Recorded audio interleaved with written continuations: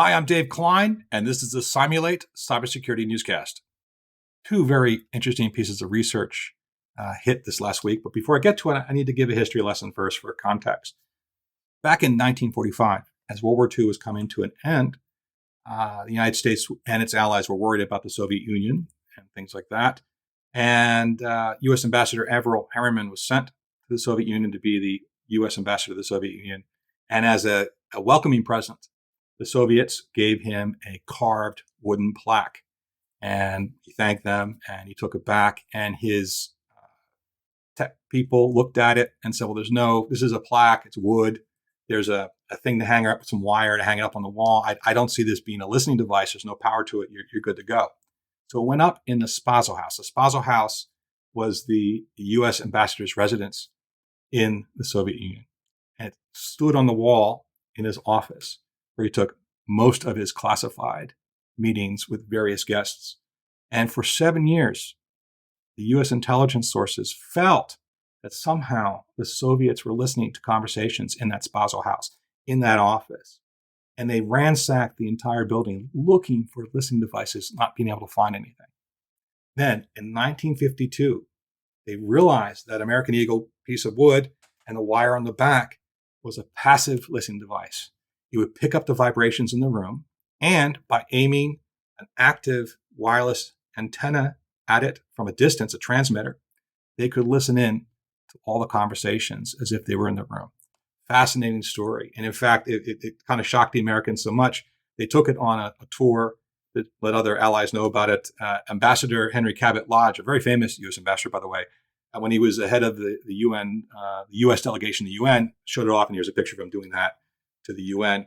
But it set off a whole arms race, as it was, to do two things: to pick up vibrations and turn them into sound as a listening device. Number two, find electromagnetic radiation ways of sending signals to interfere and to pick up things on electronics. So with that story said, let's go into the two research projects we saw this week. So the first bit of research this week comes from Black Hat Asia, where the Ben Gurion University of Negev out of Israel talked about a paper and a research that they had done where they were able to take a soundproof room and aiming an electronic microscope at the room, were able to pick up vibrations from a can of soda. I don't know if it was a Coke or a Pepsi, and I know people are particular about their brand of cola, so I have both here as props. But in any case, off a can, they were able to get enough vibrations and reassemble it to hear the voice inside that soundproof room. A very interesting piece of research. Now, what's important to take away here for enterprises, we have executives meeting with people, meeting in very important business conversations, where they're talking about intellectual property, merger acquisitions, other stock performance things, right? Things that are going to affect the stock market and their own business equity and things like that. It's important to keep an eye on them and make sure they're not being listened to, whether it is in a more traditional way that people bug or something really kind of cool like this study here. This next research is more about the electronic spying situation. Let's say I'm somewhere in a public place talking to someone. I have my phone in my hand and it's open, and someone comes up to me and goes, "Excuse me, sir, can I get your phone for a second?" And then goes in and enables a Bluetooth connection to a device that then routes my phone so they could spy on me. I know it sounds kind of funny that I would hand my phone to someone, but what if I didn't know that this was going on and the person didn't have to actually physically touch my phone to make a difference? Well, this first research was at the 31st Usenix Security Symposium, where researchers from Zhejiang University and University of Darmstadt showed ghost touch. And what ghost touch was, the ability to manipulate cell phone touch screens without having physical access to the phones. You had to be pretty close, though. They had electromagnetic signal. They aimed at it probably about 1.5 inches to 1 3/4 inches away. But what they were trying to show is the ability to, on I think about 9 different kinds of phones, being able to get to the Bluetooth menu, add a criminal Bluetooth connection to it to route the phones. Really fascinating study. And again, right now, the electromagnetic radiation had to be really close to it, as you see also in the video.